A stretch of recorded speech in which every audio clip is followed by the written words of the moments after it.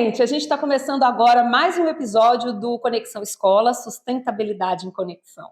Isso mesmo! E hoje daremos continuidade ao tema dos 2 últimos episódios, o aumento das temperaturas em nossas cidades e no planeta em geral.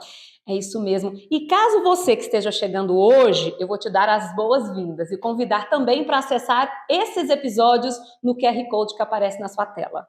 Falando nesses episódios, em especial sobre as ilhas de calor, elas ocorrem nas áreas urbanas, caracterizadas por temperaturas mais altas do que nas áreas ao redor. É isso mesmo. E isso se dá principalmente pela imensa urbanização, além da falta de vegetação e o uso intensivo de materiais que, absorvem o calor. E aí, estudando sobre isso, surgiu uma dúvida. Será que a produção de resíduos, que também é mais intensa nesses locais, pode interferir na temperatura média das regiões? Hoje nós vamos descobrir sobre isso.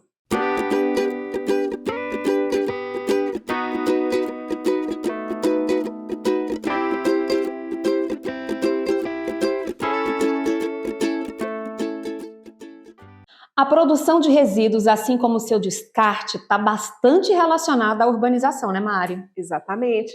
E quando consideramos os materiais orgânicos, sabemos que a sua decomposição é uma etapa comum da cadeia alimentar e dos processos que envolvem esses produtos. Dessa decomposição, calor é liberado e assim como 2 tipos de gases que a gente já falou aqui, o metano e o gás carbônico. E dessa maneira, com o descarte irregular de matéria orgânica e outros materiais sem o devido tratamento, nós temos como resultado o aumento da temperatura global. Um exemplo disso é a formação de ilhas de calor em áreas urbanas densamente povoadas, em que os resíduos são depositados em lixões.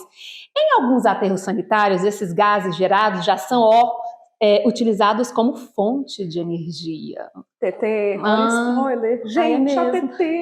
Ui! Ela entrevistou a maravilhosa Sara Moraes, que é engenheira ambiental e segurança do trabalho, que abordou sobre a importância da segregação desses materiais. Vamos aprender com ela? Sara, a pergunta que não quer calar, pelo menos a pergunta que ecoa na mente de quem faz esse programa, que são professores de geografia, né, professora de biologia, professora de educação física, eu, pedagoga, sempre, né, de olho nessas questões ambientais, enfim. Se a metade, eu vou colocar metade da população goianiense, eu não vou colocar nem de Goiás, nem de Aparecida, nem de Senador Canedo, nem de Trindade, dessa região metropolitana de Goiânia, de Goianira, enfim, mas se metade da população goianiense fizesse a correta separação, segregação dos seus resíduos sólidos, né? Mandasse para uma cooperativa, fizesse pelo menos isso, a separação dos resíduos sólidos, e só enviasse para o aterro o que é orgânico, os rejeitos, o lixo da cozinha e do banheiro, você acha que diminuiria essa questão do volume enviado para lá e traria algum impacto benéfico no meio ambiente? Então, chegou na parte que a engenheira gosta de falar, que são números, né? Isso é muito bom.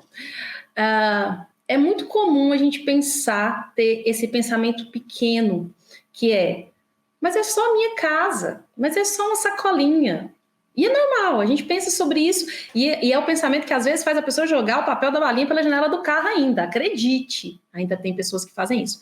Mas, quando a gente vai pensar em números, e assim, às vezes a gente faz uma comparação rasa, olha a quantidade de lixo que eu gero na minha casa e olha a quantidade de lixo que aquele supermercado aqui, que é pequenininho do lado da minha casa, gera. Nossa, eu gero muito pouco.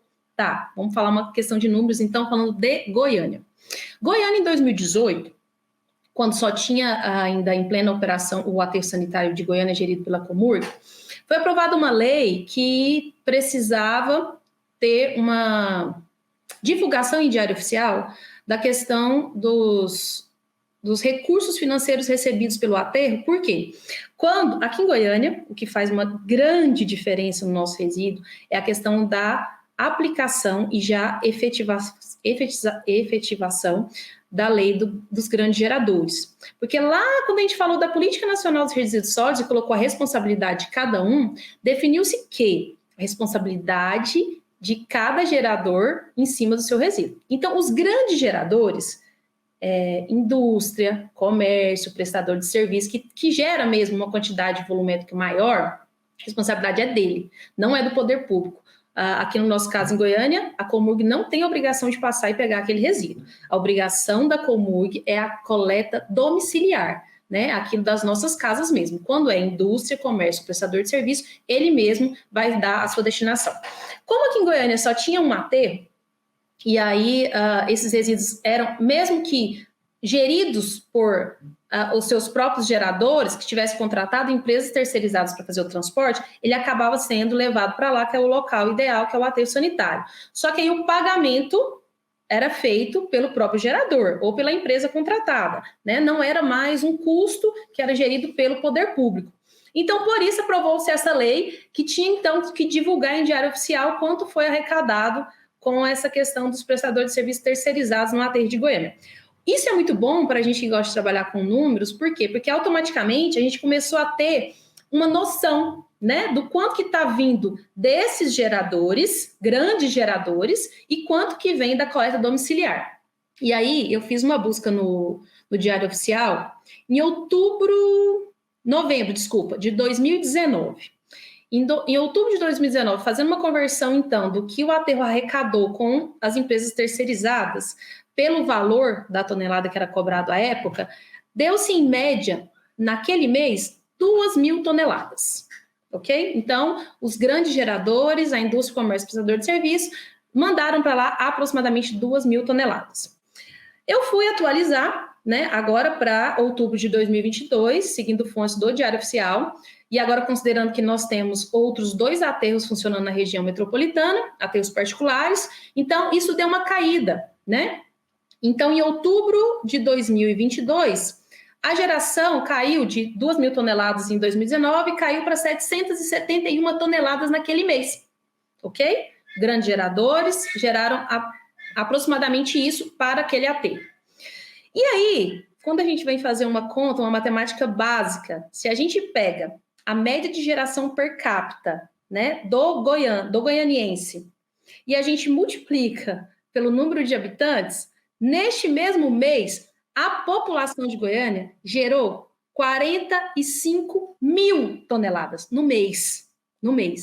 Então, dessas 45.000 toneladas que foi coletado porta a porta ali pela Comurg e levado para o aterro, será que só metade, esse número assim bem interessante que você colocou e seria maravilhoso, se metade tivesse reduzido, nem que fosse um pouquinho, só um pouquinho, será que teria feito diferença dessas 45.000 toneladas? É muita coisa, é muita coisa. E aí eu não poderia deixar de falar também, porque que eu acredito muito, TT, que a mudança dentro de casa é o que vai fazer a diferença. Hoje nós já temos em Goiânia empresas que, por política ambiental própria, e geralmente são as multinacionais, infelizmente, elas já são aterro zero. Ela não permite que nada da sua escala, do seu processo produtivo, seja encaminhado para o aterro. Por quê? Eu vou ter que fazer um reaproveitamento, uma reciclagem, uma reutilização, um coprocessamento, uma incineração, eu vou ter que dar um outro destino. Para o aterro eu não posso levar mais. Por quê? Primeiro que ele já entende que isso é um custo. Aterro sanitário é custo. Então ele não quer ter custo com aquilo ali. Porque ele sabe que tem oportunidades enterradas. Então ele não quer ter o custo com o destino daquilo ali.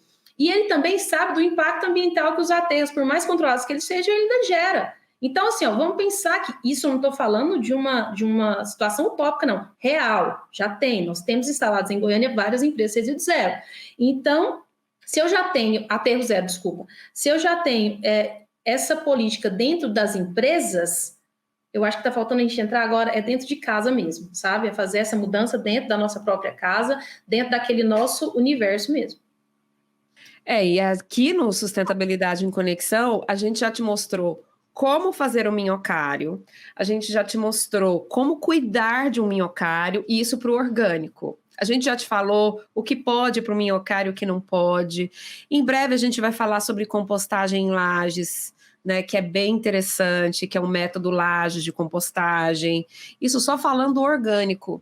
Mas aí a gente também já te falou, já te mostrou aqui a importância das cooperativas. Se você não viu, tá rolando aí QR Code da nossa playlist do Conexão Escola.